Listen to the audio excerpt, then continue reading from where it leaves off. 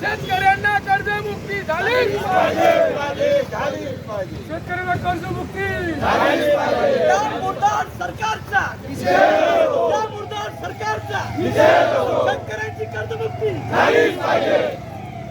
शेतकऱ्यांना दिलेला शब्द न पाळणाऱ्या मुर्दार सरकारचा शेतकऱ्यांना दिलेला शब्द न पाळणाऱ्या मुर्दार सरकारचा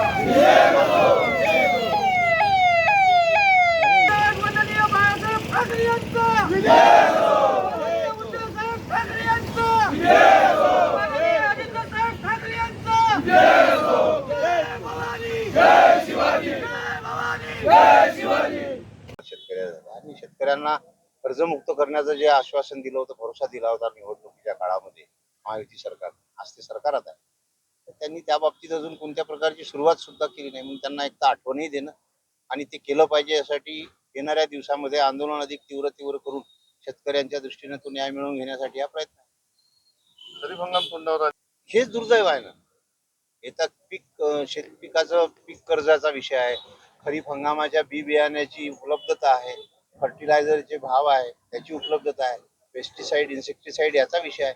शेतकऱ्याचे प्रश्न खूप सारे आहेत आणि सरकारच्या या चुकाच्या धोरणामुळे त्यांच्या लागवी योजना त्यांनी लागवल्या आहेत राज्यामध्ये, त्या असो त्याच्याबद्दल वाद नाही, पण हा जो महत्वाचा घटक आहे शेतकरी हा संपूर्णपणे दुर्लक्षित झाला आहे आणि म्हणून युबीटी शिवसेना शेतकऱ्यासाठी रस्त्यावर उतरत आहे। हे कर्जमुक्तीचं आंदोलन तर आहेच, पण याच्यात दुसरा उद्देश आमचा आहे की झोपलेलं सरकार आहे, शेतकऱ्यांप्रती असंवेदनशील सरकार आहे।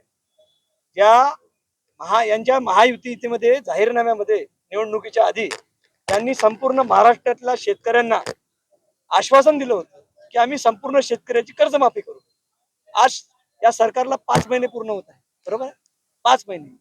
आज 5 महिन्याचा पूर्ण काळ झाल्यानंतर सुद्धा पूर्ण त्यांचं सरकार आता सत्तारूढ झालं असताना या सरकारला शेतकऱ्यांचा विसर पडला आणि शेतकरी आशेवर आहेत की हे सरकार आमचं आज कुठेतरी कर्जमाफी करतील, परंतु यांनी दुहेरी नुकसान आमच्या या महाराष्ट्राच्या शेतकऱ्यांचं कसं केलं।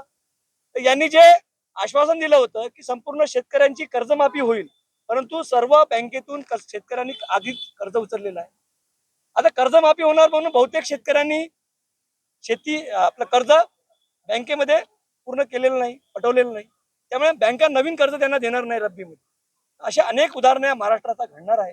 दुहेरी संकटात आता आमचा शेतकरी सापडला। आज सरकार पैशाचं कारण देऊन हे नाकारत आहे की आम्हाला आमच्यापाशी पैसे नाही आहे, आमची तिजोरी रिकामी झाली आहे। मग तिजोरी जर तुमची रिकामी होती तर तुम्ही निवडणुकी आधी अशा प्रकारचं शेतकऱ्यांना खोटं आश्वासन का दिलं, याचं उत्तर शेतकऱ्यांना तुम्हाला दिलं पाहिजे। त्यासाठीच आज वर्धा जिल्हा शिवसेनेच्या वतीने आज हा मोठा एल्गार आहे आणि संताप व्यक्त करण्यासाठी आज आम्ही इथे सर्वजण इथं आंदोलन उभं केलं। आम्ही थोड्याच वेळात आता सन्माननीय जिल्हाधिकारी मॅडम यांना निवेदन देऊ आणि त्यांच्या मार्फत मुख्यमंत्री फडणवीस यांना जागा करण्याचा प्रयत्न करणार। धन्यवाद।